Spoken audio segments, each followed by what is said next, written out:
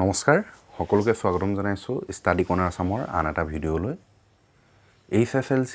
2025 ৰ সন্দৰ্ভত সেৱা তৰফৰ পৰা কিছুদিনৰ পূৰ্বে এখনি যি নটিফিকেশন প্ৰকাশ কৰিছিলে সেই নটিফিকেশনখন পোৱাৰ পাছৰে পৰা বহু ছাত্ৰ-ছাত্ৰীয়ে ভয় কৰি আছে যে এইবাৰ পৰীক্ষা বহুত টান হ'ব আৰু বিশেষকৈ ইংৰাজী সাবজেক্টটো টান পাওঁ কিদৰে পঢ়িম কিদৰে পঢ়িলে আমি ভাল ফলাফল দেখুৱাবলৈ সক্ষম হ'ম যিহেতু লক্ষ্য আছিলে পৰীক্ষাত এটা খুব ভাল ৰিজাল্ট কৰাৰ কিন্তু এতিয়া যিখন নটিফিকেশন আহিছে নটিফিকেশনত যিখিনি কথা উল্লেখ আছে সেইখিনি মতে চালেতো বহুত টান হ'ব পৰীক্ষা গতিকে কেনেদৰে আমি ইংৰাজী বিষয়টো প্ৰস্তুতি চলাম এই প্ৰশ্নটো মোৰ নহয় এই প্ৰশ্নটো বহু ছাত্ৰ-ছাত্ৰীয়ে মোক বহু ছাত্ৰ-ছাত্ৰীয়ে এইকেইদিন এই প্ৰশ্নটোকে সুধি আছে আৰু ভিডিঅ'ৰ কমেণ্টতো এনে ধৰণৰ প্ৰশ্ন আহি আছে সেয়েহে ভিডিঅ'টি প্ৰস্তুত কৰিলোঁ তো আজিৰ এই ভিডিঅ'টিত মই তোমালোকক কম তোমালোকে ইংৰাজী বিষয়টো এতিয়াৰ পৰা কিদৰে প্ৰস্তুতি চলালে খুব এটা ভাল ফলাফল দেখুৱাবলৈ সক্ষম হ'বা তো প্ৰথম কথা পৰীক্ষা আসলতে টান বুলি কথা নহয় ইয়াৰ আগতেও বা বৰ্তমানেও হলেও তোমালোকে ভালদৰে পঢ়িবই লাগিব ভালদৰে যদি তোমালোকে পঢ়া তেনেহলে নিশ্চিতভাৱে তোমালোকে মনে বিচৰাৰ দৰে ফলাফল দেখুৱাবলৈ সক্ষম হ'বা এটা প্ৰথম কথা হ'ল যিহেতু নটিফিকেশনখনত উল্লেখ কৰাৰ মতে যিহেতু কনসেপচুৱেল বেসড কুৱেশ্যন বেছিকৈ আহিব গতিকে ইয়াৰ বাবে তোমালোকে প্ৰত্যেকটো লেসন একদম থৰলি ভালদৰে পঢ়ি ভালদৰে প্ৰত্যেকটো লাইন ভালদৰে বুজিব লাগিব অন্যথা তোমালোকে যদি যি সকলে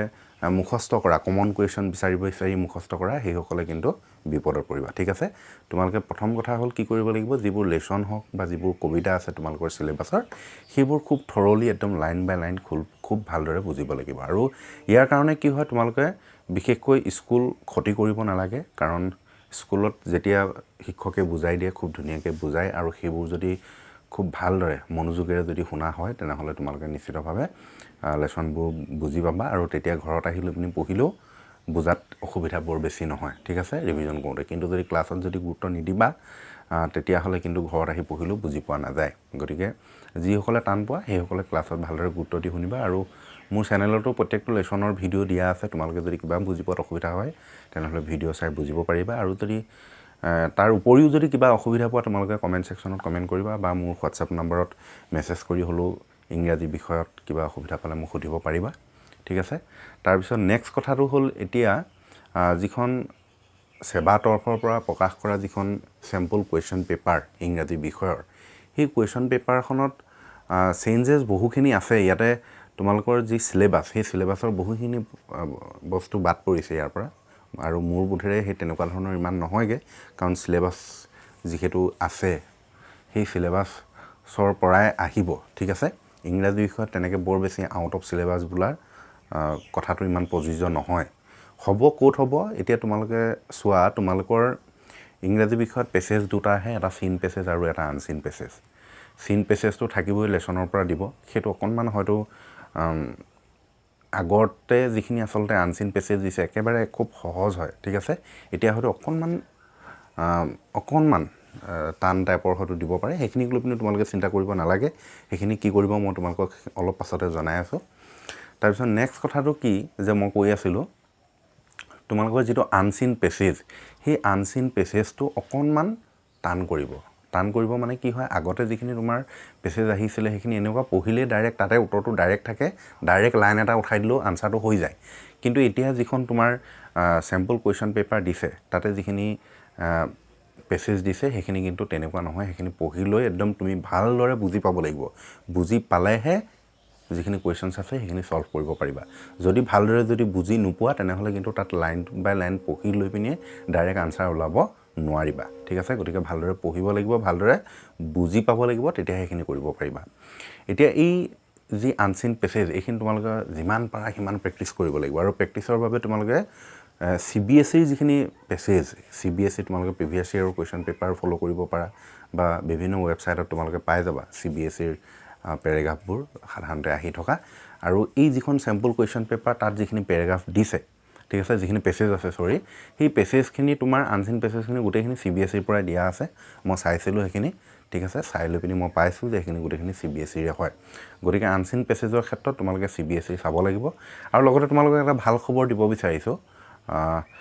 তোমালোকে হয়তো বহুতে জানা এতিয়া যিসকলে 10 পাইছে 9 বহু ছাত্ৰ ছাত্ৰীয়ে লৈছিলে আমাৰ চেনেলৰ তৰফৰ পৰা 9 আৰু 10 ইংৰাজী বিষয়ৰ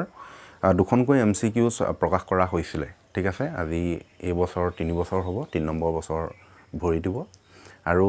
যেহেতু কোৱেশ্চন প্যাটাৰ্ন অলপ বদলি হ'ব এক্সাম প্যাটাৰ্নটো সেয়ে 2025 ৰ বাবে HSLC 2025 ৰ বাবে প্ৰস্তুতি চলাই থকা হৈছে আৰু খুব সোনকালে তোমালোকলৈ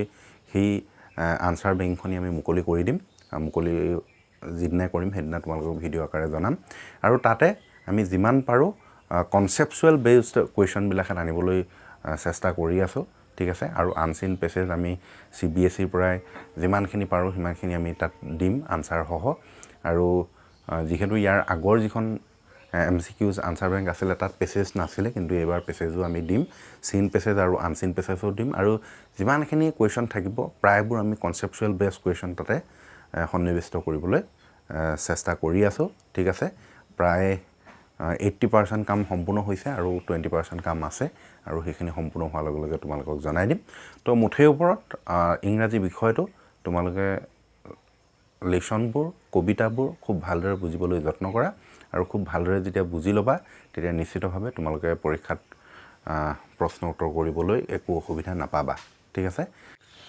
আৰু ইংৰাজীৰ গ্ৰামাৰৰ ক্ষেত্ৰতো একেখিনি কথাই তোমালোকে তোমালোকৰ সিলেবাস ইনক্লুডিং যিখিনি গ্ৰামাৰ আছে সেইখিনি গোটেইখিনি ভালদৰে বুজি লোৱা সেইখিনি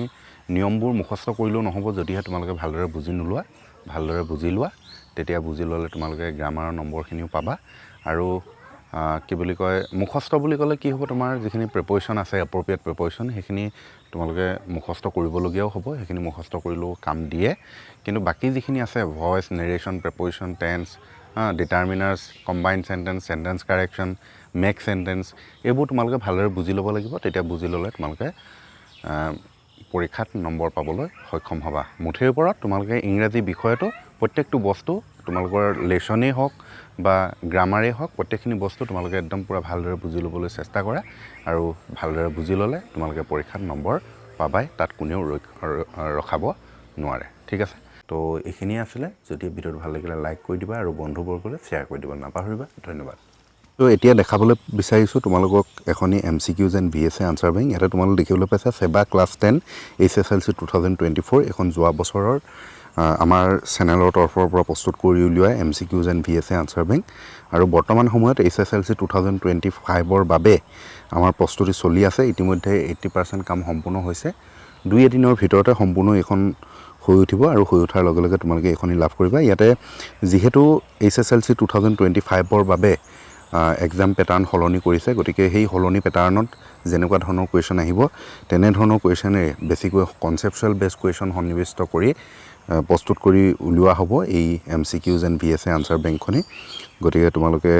যিসকলে চেনেলটো সাবস্ক্ৰাইব কৰা নাই সাবস্ক্ৰাইব কৰি ৰাখিবা আৰু আমাৰ এই MCQs এণ্ড VSA আনসাৰ বেংকখন প্ৰস্তুত কৰি উলিওৱাৰ লগে লগে তোমালোকে চেনেলত আপডেট পাই যাবা তো এইখিনি আছিল ধন্যবাদ